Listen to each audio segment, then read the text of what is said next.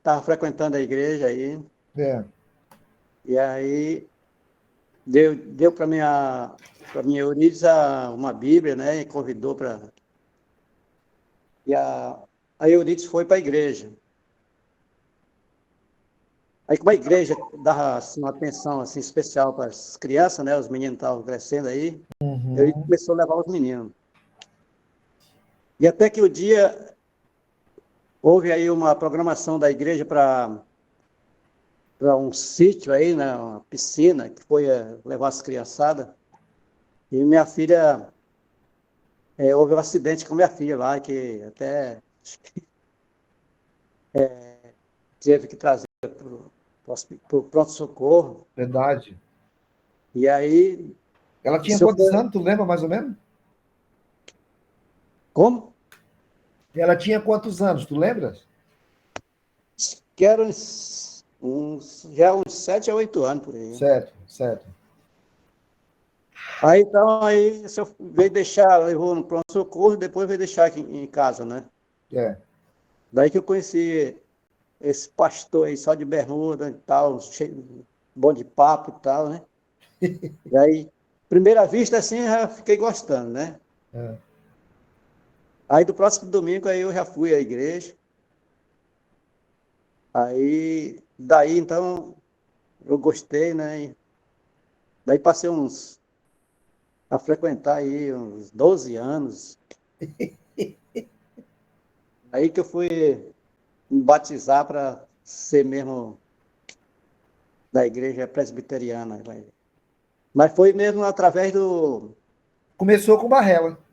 Começou com Barrela, foi. Uma Bíblia que foi dada e um convite para a igreja, né? Exatamente. É. Muito legal, muito legal. E estou até hoje aí, Graças muito a bem. Deus. Graças a Deus. E um Pastor, colaborador de mão cheia na igreja, Antônio, você, graças a Deus. Cara. Diga, Roberto. pastor, Diga, Roberto. eu peguei o início do Antônio, que era na época da reunião da cela do seu Oswaldo. Nós Ah, fomos fazer reunião lá na casa do Barrela, e as casas dele são quase que geminadas do Barrela com o Antônio.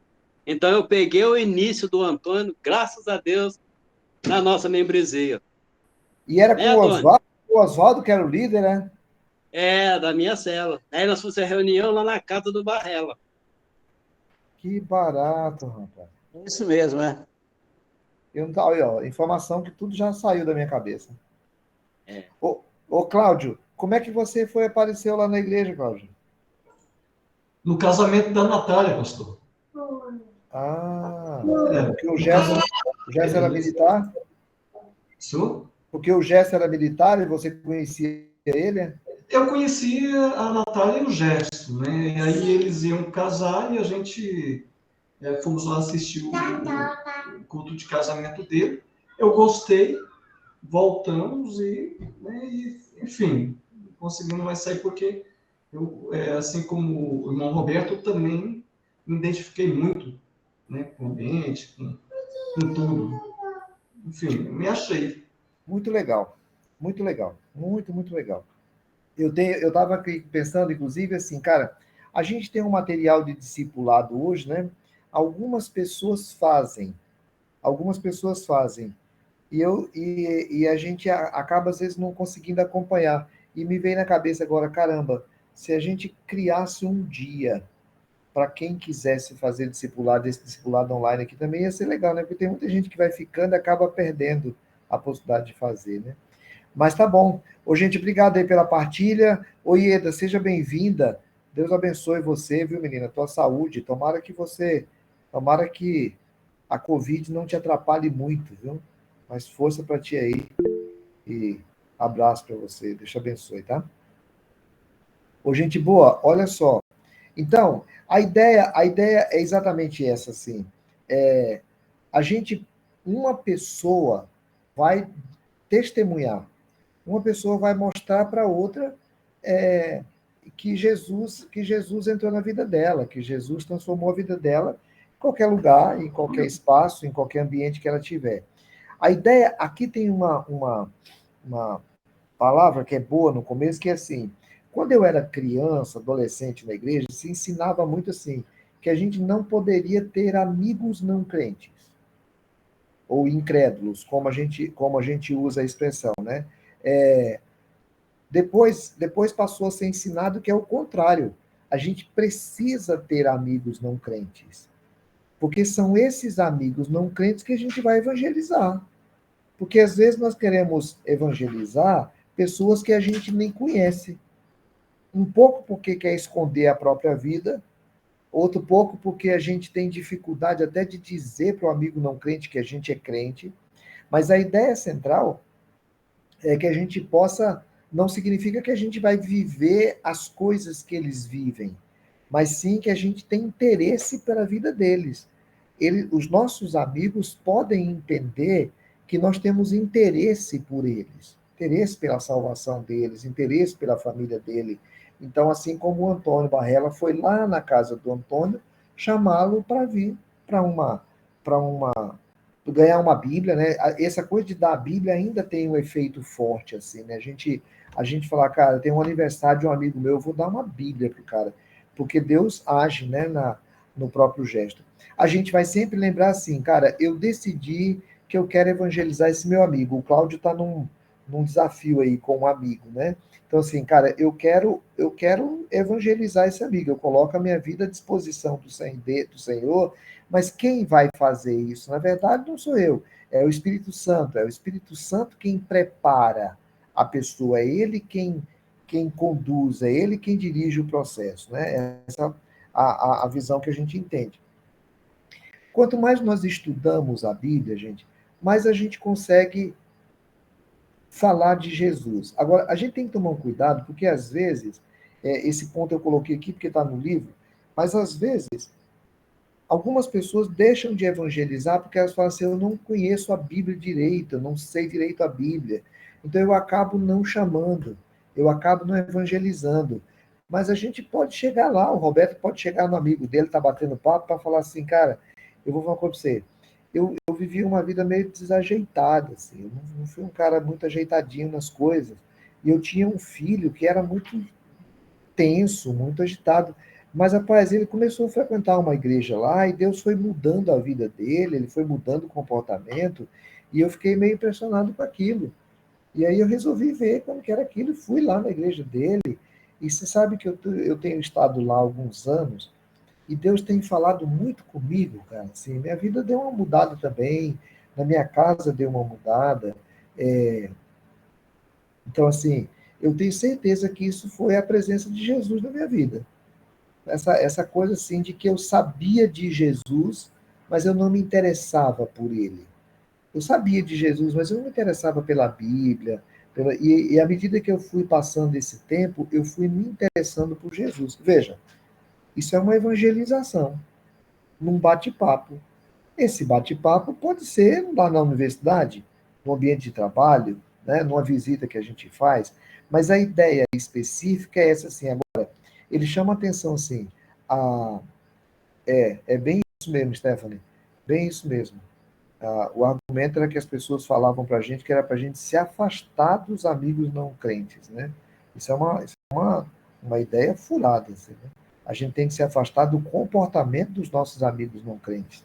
Quando o comportamento dos nossos amigos não crentes, eles precisam ficar impactados com a gente. Então, é o amigo não crente que quer ir para ambientes que nós não vamos, quer falar palavras que nós não falamos, né?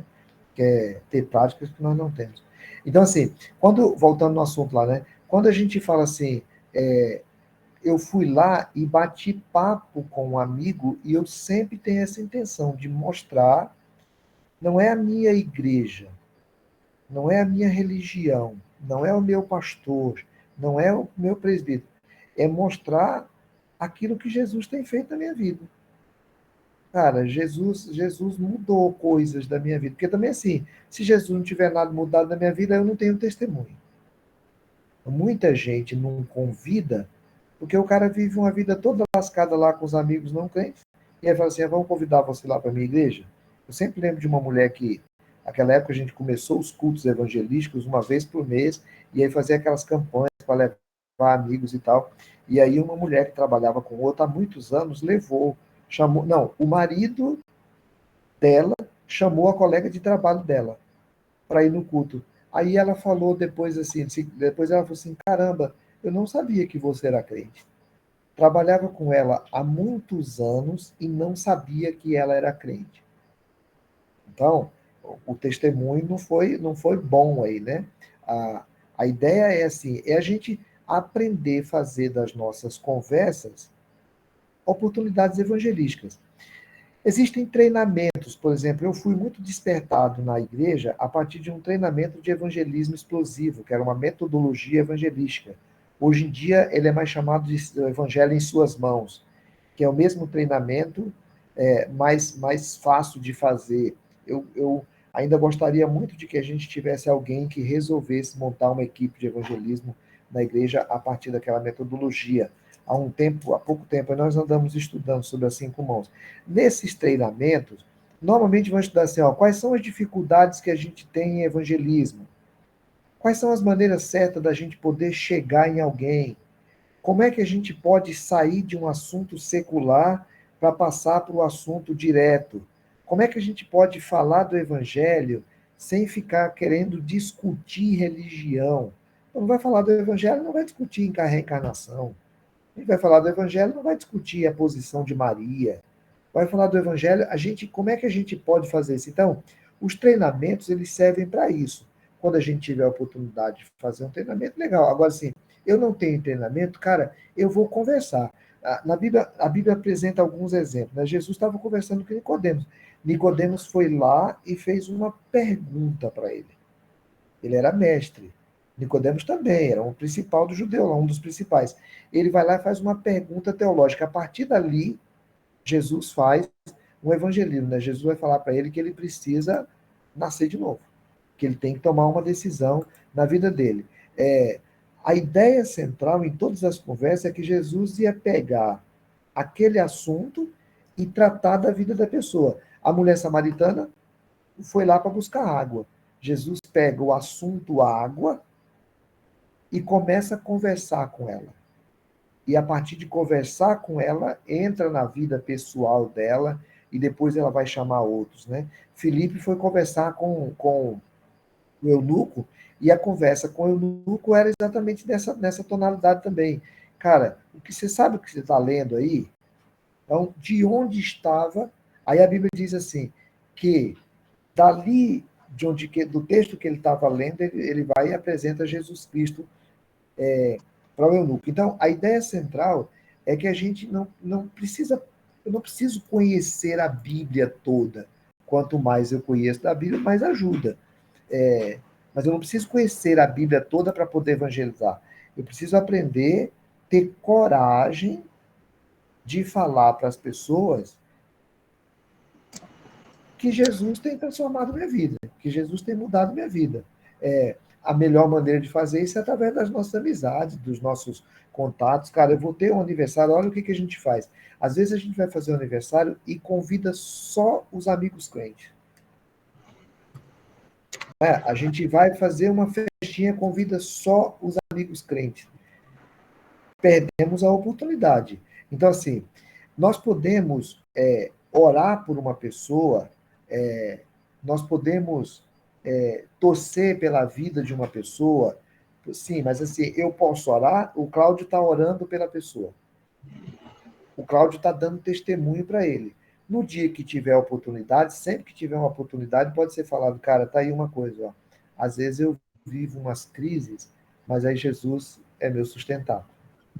Rapaz, eu estava passando por uma situação, mas aí eu lembro de Jesus. Convida a pessoa para ir na igreja, o Cláudio convidou o amigo dele, né? Acabou não sendo um dia lá, legal, mas assim, convida o amigo, vai lá na igreja. A ideia sempre, quando a gente quer evangelizar alguém, a ideia sempre é que alguns assuntos, eles precisam aparecer. A morte de Cristo na cruz, a ressurreição de Jesus, o pecado, por que Jesus morreu na cruz, o amor de Deus pela nossa vida, esses assuntos têm que estar sempre por ali. É importante que a gente entenda essa coisa assim, de que eu posso trazer alguém para a igreja. fato de trazer alguém para a igreja não significa que essa pessoa já está evangelizada. Eu trouxe a pessoa para a igreja, mas todas as pessoas precisam, em algum momento, tomar uma decisão. E toda decisão precisa ser fruto de um arrependimento.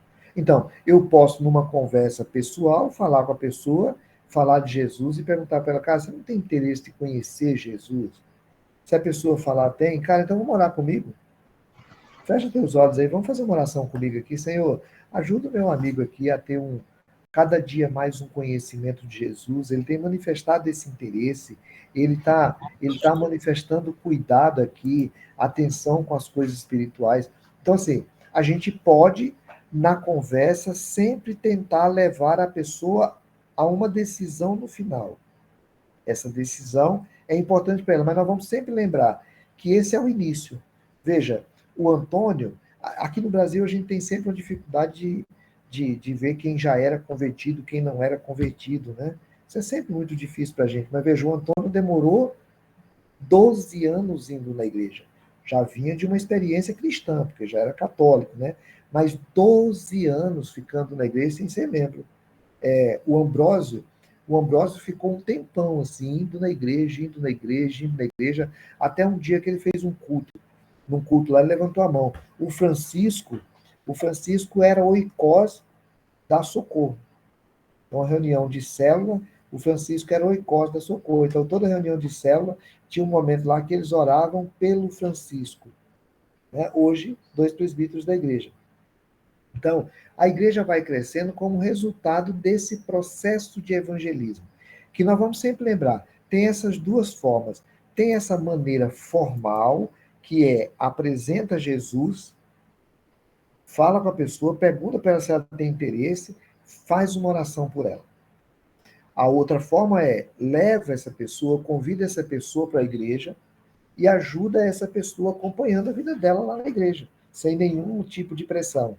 A outra forma que eles propõem é a gente fazer essa coisa da visita evangelística, que era o que estava sendo proposto nesse período agora, quando a gente fez o Lar de Paz. Não pegou muito, eu não quero desistir, eu quero que a gente continue orando. A ideia é, cara, eu tenho um amigo lá em tal lugar. Ô, Roberto, vamos fazer uma visita comigo num amigo ali, cara? O cara não tá bem, o cara tá não sei o quê, eu sei que o cara tá precisando, o cara tá com dificuldade, vamos fazer uma visita lá? A gente vai fazer uma visita evangelística, né? Não vai lá para conversar de futebol, de política. A gente vai lá para fazer uma visita evangelística. Cara, deixa eu te falar um negócio. Eu vim aqui, eu estava chamando o Roberto para a gente vir aqui, porque eu queria muito que o Roberto contasse para você a experiência que ele teve com Deus e tal. Eu acho que foi legal assim, quando eu vi o Roberto contando outro dia, e eu queria que ele partilhasse com alguém. Roberto, como é que foi essa experiência? O Roberto vai lá, uma palavra rápida, sem uma coisa comprida, né? E o Roberto fala assim, cara, eu hoje fico feliz de falar com as pessoas que Jesus tem mudado a minha vida, cara. Então, veja, isso é evangelismo. Uma visita pode ser feita lá desse jeito? Pode. Nós vamos discutir religião? Não, cara. A gente não vai discutir religião. A gente veio aqui e a gente veio conversar sobre aquilo que Jesus tem feito na nossa vida. Podemos perguntar no final, a gente gostaria de perguntar para você, você não gostaria de entregar a sua vida para Jesus e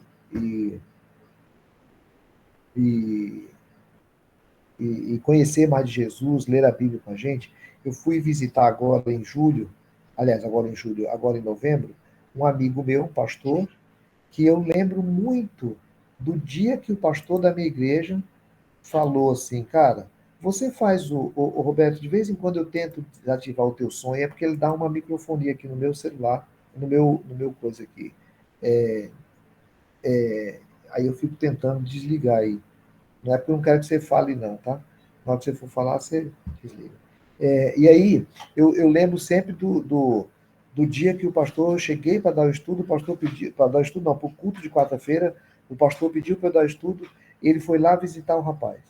Visitou o rapaz, o cara fez uma decisão lá na casa dele. Na outra semana, eu fui fazer o primeiro estudo bíblico na casa dele. Ele hoje é pastor. Aliás, ele é o presidente do presbitério de um dos presbitérios lá de Campo Grande. Mas eu achei bonito, foi depois de pouco tempo, ele participou de um treinamento, Não tinha um ano de convertido, ele estava debaixo de uma árvore, nunca esqueço disso, eu passando, ele estava debaixo de uma árvore com um senhor, que era até um paraguai, que a gente chamava de Xeraí, ele estava debaixo de uma árvore, com a mão no ombro do cara, fazendo uma oração com o cara, porque o cara fez uma decisão lá debaixo da árvore. Então, qual que é a ideia? A ideia é que a gente precisa encarnar no nosso coração que o evangelismo é uma responsabilidade nossa. E é uma possibilidade a gente fazer o evangelismo pessoal, né? Todos nós sabemos muito disso. Por que é difícil? Por que complica? Por que a gente não faz? Como é que é isso na cabeça de vocês? Vamos ter um pouquinho antes do outro assunto. A Adel fala que às vezes é um pouco de vergonha. Teve uma época que você estava... Eu tenho um casal de amigos, eles são daqueles católicos, tão católicos que às vezes assistem, quando não pode ir na igreja, eles assistem a missa de joelhos na frente da televisão. Liga lá naquele canal lá da Igreja da Aparecida do Norte e assistem a missa o casal, já de idosos, todas ajoelhadas. E eu converso muito com ele, semanalmente converso. E eu tenho percebido algumas curiosidades que ele tem vergonha de perguntar ao padre, ao pessoal da igreja. Outro dia ele falou que tinha sido, Roberto, por que Deus permitiu a entrada do pecado no mundo? Aí eu engasguei. É bom que é uma pergunta fácil, né? Aí, para me dominar e tudo, aí conversei com ele, e de vez em quando ele me questiona alguma coisa. Mas eu noto que aquela curiosidade não é assim para querer esnobar, não. É curiosidade mesmo. Porque na Igreja Católica eles não têm a cultura de ler a Bíblia, né? Aí, de vez em quando, ele me faz umas perguntas, assim, por exemplo, ele me perguntou se Jó sabia que ele era o motivo da pendenga de Deus com o diabo. Se o Jó ficou sabendo disso. Aí isso não, ele não soube, assim, entende? E de vez em quando ele questiona assim, coisa que ele não pergunta na igreja. Isso é bom. A Stephanie respondeu aí que às vezes uma dificuldade que a gente tem de evangelizar é o medo da rejeição das pessoas, né? É bom a gente lembrar, assim, que as pessoas não rejeitam a nós, né? Elas rejeitam o evangelho. Elas não rejeitam a nós. E que o mais natural é a pessoa rejeitar. Então, o mais natural é que a pessoa rejeite, né? Então, Pastor, Oi. Desculpa interromper. É que é tanta coisa na vivência minha na igreja. Da minha família, eu sou o único que sou evangélico. Caramba. Então, eu sou, assim, em termos espirituais e tudo, eu sou um pária da família.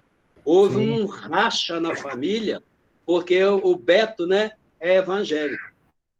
Eu fui criado na igreja católica, eu era coroinha, eu respondia a missa toda em latim, não sabia o significado, mas respondia, entendeu? E para mim, eu sou aquela ovelha negra da família, porque sou evangélico. Mas é um testemunho também, né, Roberto? Assim, amar, né, tratar bem, mostrar mudanças de vida é um grande testemunho nesses espaços, né? Mas voltando aqui no tema, olha só, vamos lembrar assim, gente, primeiro que as pessoas não rejeitam a nós, elas rejeitam a Cristo, né? Segundo é assim, o mais normal é que as pessoas rejeitem. Então a gente já vai convidar, já vai chamar, sabendo que a pessoa rejeita. A Lu veio de um ambiente muito não crente, né? Uma família toda não crente, pai não crente, irmãos não crente. E aí conta pra gente, Lu, como é que foi a história? Você já contou isso pra mim, só conta pra isso. Como é que foi que você foi parar lá na igreja? Então, são dois processos, né? Começou em Andradina, através de uma família que começou a falar sobre o livro de Daniel para mim. Como eu gostava muito de história, eu comecei a estudar e vi que ali tinha alguns vultos, né, na história de Daniel que eu tinha estudado em história. Falei, uai, credo, que isso, né? Aí eu comecei a ler, para ver se havia ali algum... Tu já tinha quantos anos aí, Lu? Ah, eu já estava formado, uai, na faculdade. Caramba! É. Aí, logo depois que eu me formei, eu fui para Ribeirão, porque eu preciso, né? Formei e tinha que trabalhar. E lá em Ribeirão, eu fiquei 2 anos só estudando a Bíblia, não entendia, me revoltava com tudo aquilo.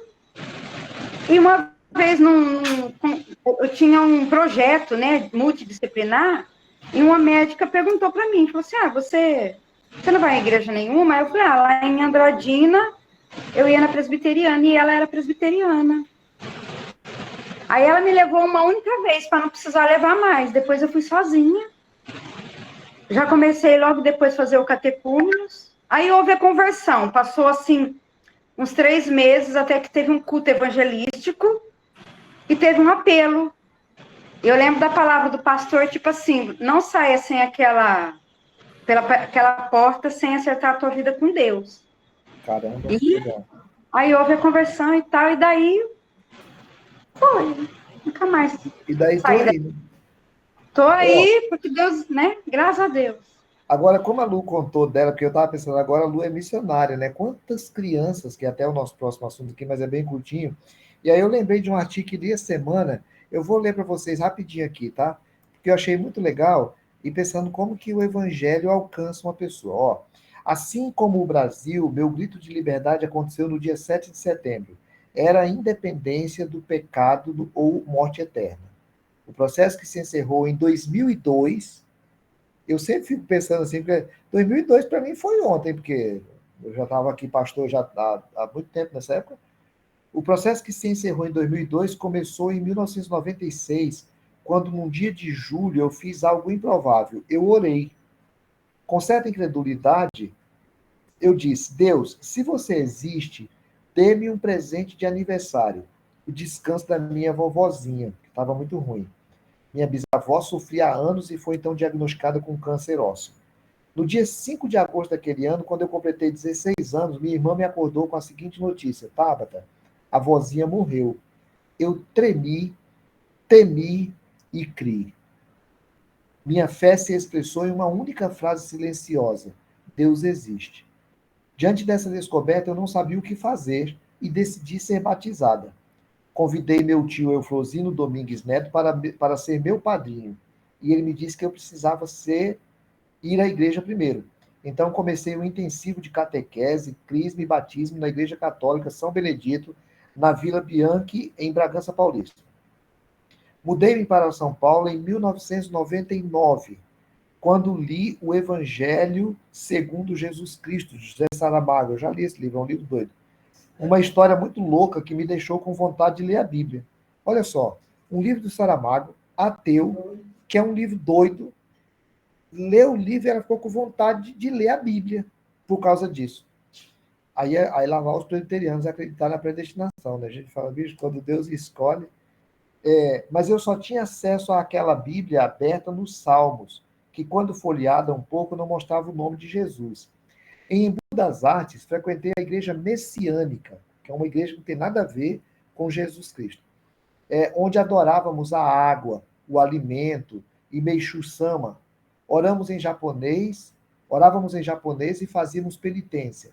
Mas antes de me tornar membro, voltei para Bragança, onde visitei uma casa espírita. Entretanto, não acreditei que alguém poderia receber um espírito e aí nunca mais voltei. 6 anos haviam se passado e eu ainda estava procurando. E foi por meio de Juliano Veloso, meu colega de escola e de crisma, que agora era presbiteriano e havia me convidado para um culto de jovens. Ele não apareceu no local do encontro, mas eu fui assim mesmo. Que no dia 7 de julho de 2002, de cabelo azul, falando palavrão e cheio de opinião, buscando, mas sem disposição para aceitar as coisas facilmente, comecei a frequentar a comunidade cristã presbiteriana. Fui especialmente atraída por um programa evangelístico chamado Arte e Vida. E certo dia eu fiz uma oração. Se você fez essa oração, procure um jovem da igreja. Os jovens estavam empolgados, mas eu ainda não entendi o significado de fazer aquela oração. Enfim, Eles me deram uma Bíblia de presente e um dos jovens, Marcos Napoli Filho, começou a me discipular. Arte e vida, escola dominical e cultos. Pareceu tanto tempo, mas foram exatos 2 meses até o fim do meu processo de conversão que aconteceu na cidade de São Paulo. Eu escondi do pessoal da igreja, mas eu tinha um crush. Confesso que os crushes me davam sentido, não porque eu gostasse deles. O crush, para quem não sabe, é um peguete, assim, né? Me davam sentido, não porque eu gostasse deles, mas porque eram, de certa forma, um objetivo. Porém, de repente, tudo parecia tão vazio e aquele relacionamento sem compromisso era muito pouco. Eu tenho vivo na memória o momento em que eu olhei para ele e pensei, não é isso que eu quero. Essa vida não faz sentido. Voltei para casa e nunca mais nos vimos. Ali, naquele dia, eu conheci o Deus que existia. Ele era o Deus que dava sentido à minha vida. Ele me ofereceu um relacionamento de compromisso e fidelidade, e eu aceitei. Eu li a Bíblia e o achei. Eu entrei na sua casa e acreditei no que eu vi. E, sobre a penitência, toda ela foi resolvida no sangue de Jesus. A Deus toda a glória. Tabata Mori é jornalista e missionária presbiteriana no Timor-Leste. Cara, eu achei fantástico isso assim, né? E aí pensa assim, velho, muita gente passando por essas procuras, por essas necessidades, né? A outra lição nossa aqui, ela é bem curtinha, e aí que é a questão do evangelho, deixa eu ver aqui, do evangelismo. Deixa eu só achar. Do evangelismo de... Valdinei está aí, agora que eu vi o Valdinei. Do evangelismo de criança. E aí eu sempre falo isso com alegria, né? Eu sempre falo isso com alegria, porque esse livro é escrito pela doutora Sharon Jorge. E essa Sharon aqui é a mulher que fez a escola bíblica de férias, que eu conheci a Cristo. Então, foi ela que me evangelizou. Nunca imaginei que um dia estaria estudando um livro dela, né? E estou estudando um livro dela sobre o assunto. Mas ela fala sobre evangelismo infantil, ela lembra disso assim, a palavra de Jesus, né? Deixai vir a mim os pequeninos, não os embaraceis, porque dos tais é o reino de Deus. Depois, ainda em Marcos, ele diz assim, quem não receber o reino de Deus como uma criança, de maneira nenhuma entrará nele. O adulto precisa se tornar uma criança. Então, o reino de Deus é de criança, né? Então, a criança pode receber a Cristo. Eu que estava doido para perguntar isso para a Luciane.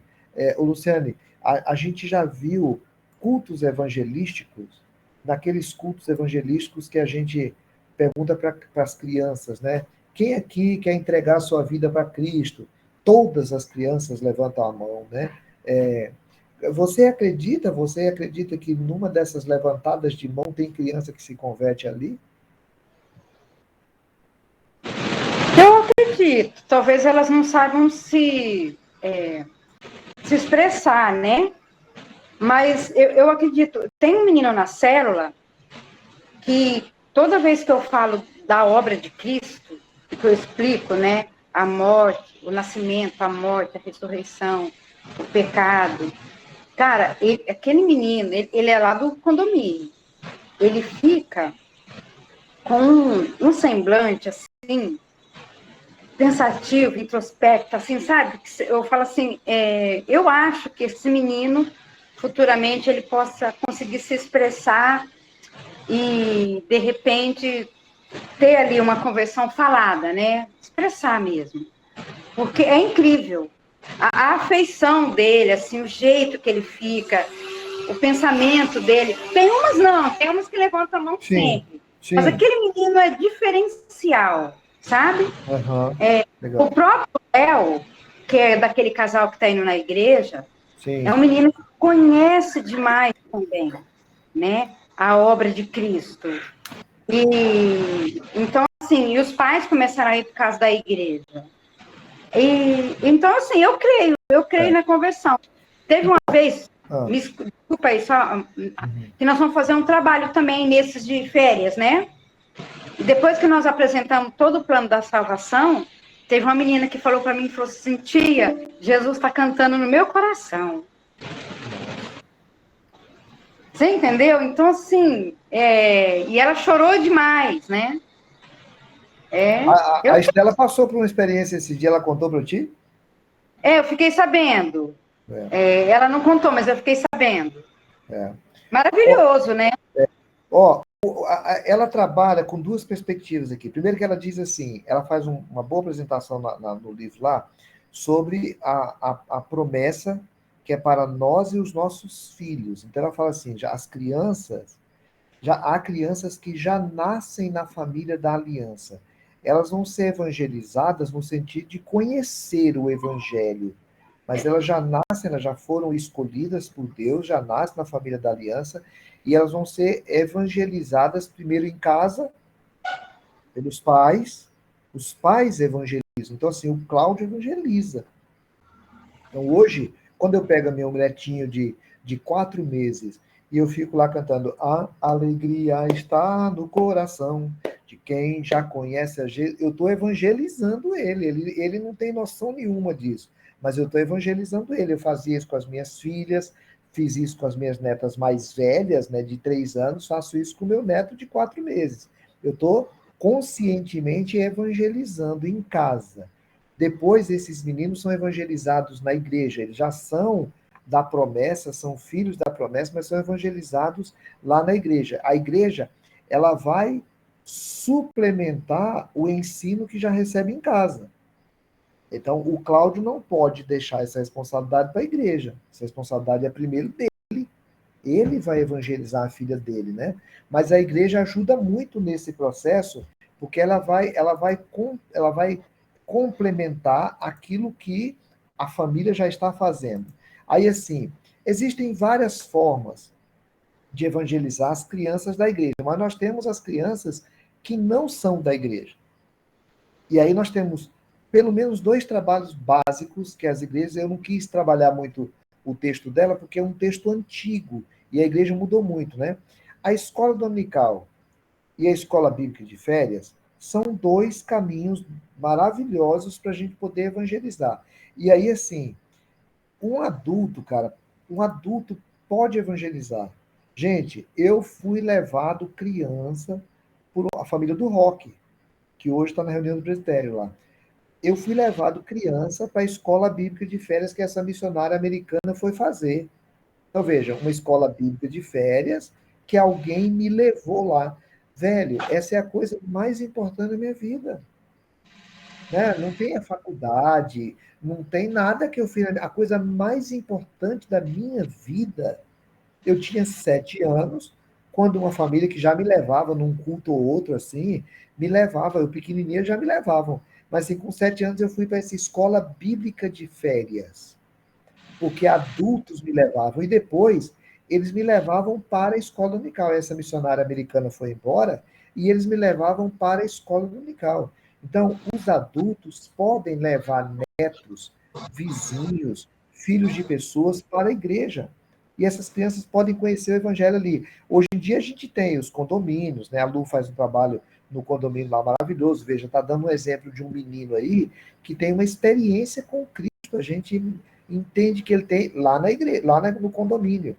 Ah, eu quero. Hoje eu estava pensando, tem um venezuelano aqui que ajuda ele, que é um que passa de bicicleta aqui. Ele está indo na igreja. Ele é de origem pentecostal, mas não estava indo em igreja nenhuma. Ele tem aqueles filhos, né? Eu fiquei pensando, caramba, se eu já levo a Isabelle, esse cara mora aqui na Rua 4. De repente, se eu fizer um esforço com ele, eu começo a levar esse menino para a célula lá, né? Porque ele é criança, assim. Eu não sei se ele tem idade ainda, eu vou ver isso. Mas, assim, porque a gente pode levar uma criança para fazer uma atividade ou outra.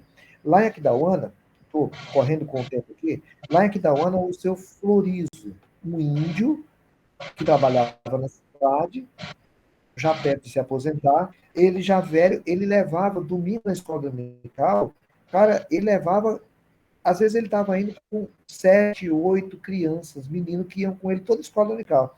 As famílias não eram crentes. Alguns desses meninos hoje são pastores. O seu Florizo morreu, alguns desses meninos são pastores. Eu vi pais de meninos desses se converteram depois. Então, assim, a gente pode evangelizar crianças. Ah, foi feito lá à noite que as crianças vão dormir lá na chácara, o retiro de criança. A gente pode fazer um esforço para poder levar, porque grande número de pessoas se converteu na infância. Eu acho que eu tive a consciência da conversão depois, mas para mim a conversão de férias.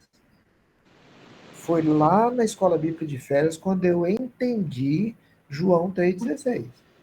Então, para mim, eles fizeram apelo lá, levantei a mão, eu nunca esqueci daquilo, eu tinha 7 anos. Eu tenho aqui a Bíblia que ganhei. A Bíblia que eu ganhei naquela época, eu tenho ela aqui. Eu ganhei quando eu tinha 7 anos. Então, assim, acho que a gente pode fazer esse aprendizado, né, e pensar sobre isso, assim, de que é um potencial enorme que tem, só que a gente tem que começar a decidir, cara, essa é uma responsabilidade minha. Então, vocês que são mais novos aí de igreja, vocês podem retomar isso que nós fomos perdendo ao longo do tempo, que é essa percepção de que a gente pode evangelizar e de que a gente deve evangelizar. Né? E evangelizar, não preciso fazer um curso de teologia para evangelizar. Eu posso convidar alguém, cara. Eu posso dar uma Bíblia de presente. Eu posso levar uma criança. Eu posso, numa escola bíblica de férias, eu quero trabalhar muito para ajudar aquelas crianças. Né? Eu posso ajudar no cultinho, fazer alguma coisa. Quer falar isso? E conversando com a mãe desse menino, ela fala assim, porque ele é uma criança adotiva, né? E fala assim que desde pequenininho ele colocava a Bíblia assim, pequenininho ele ainda é, né? Mas muito novinho. Ele colocava a Bíblia assim debaixo do braço e falava que ia ser pastor. E a mãe dele, super católica, falou assim, se um dia ele quiser ser evangélico, eu não ligo não, ele pode ser. Você entendeu? Então é interessante. Muito legal. Então tá bom, Lu, já aproveita e ora por nós aí, tu tá com a palavra, já ora por nós aí pra gente terminar esse bate-papo de hoje, porque daqui a pouco já vai acabar o assunto aqui, um minuto, mas eu tomara que cada um de nós fiquemos pensando sobre isso. E pensando assim, cara, por que logo eu estava hoje para pensar sobre isso? Deus tem um propósito nisso, né? Qual é o propósito de Deus? Né? Ora aí, Lu. Senhor, nós queremos te agradecer por esse despertamento e da importância, ó Deus, de nós sermos luz em meio às trevas. E uma das formas é nós evangelizarmos as pessoas que estão ao nosso redor, para que o evangelho, ó Deus, possa tocar nesses corações. Nós sabemos que é pelo teu poder, pela tua graça, pela tua misericórdia, mas o Senhor nos usa. Então acenda a chama em nosso coração. E se essa chama também, que já foi um dia forte em nossa vida, está ali apagada, fraca, que o Senhor possa despertar isso novamente em nós. É algo tão simples e fácil de fazer, ó Deus. Só precisamos da sua dependência do Senhor. E conduza a igreja a esse ato tão maravilhoso que é falar do seu amor, falar da sua salvação, falar da sua obra. E eu tenho certeza que quando uma pessoa falar, ela vai sentir que ela precisa falar mais, mais e mais e mais, assim como foi comigo. Então, que o Senhor possa, Deus, levantar pessoas para isso, tocando em cada coração. Obrigado pela vida do pastor, obrigado pela vida de cada um que aqui está ouvindo, e trabalhe isso fortemente em nosso coração. É o que eu te peço e agradeço em nome de Jesus. Amém. Amém. Obrigado, povo bom, pela presença. Ieda, Deus te abençoe, orando pela tua recuperação, viu, querida? Deus abençoe você. Abraço para todo mundo. Obrigada. Valeu, Stephanie. Bom trabalho aí. O Adel também? Adel também, está aqui do lado, aqui, lembrando de tudo. Isso, graças a Deus. Ela só está meio mole, meio essa coisa da recuperação da Covid mesmo, mas está lembrando de tudo. Ótimo. Amém. Graças a Deus. Aldinei, bom te ver, velho. Eu continuo na oração, viu? Valeu, obrigado, tá, pastor? Tamo junto. Com Deus. Tamo junto. Antônio, abraço para ti, Antônio. Valeu, gente. Mas...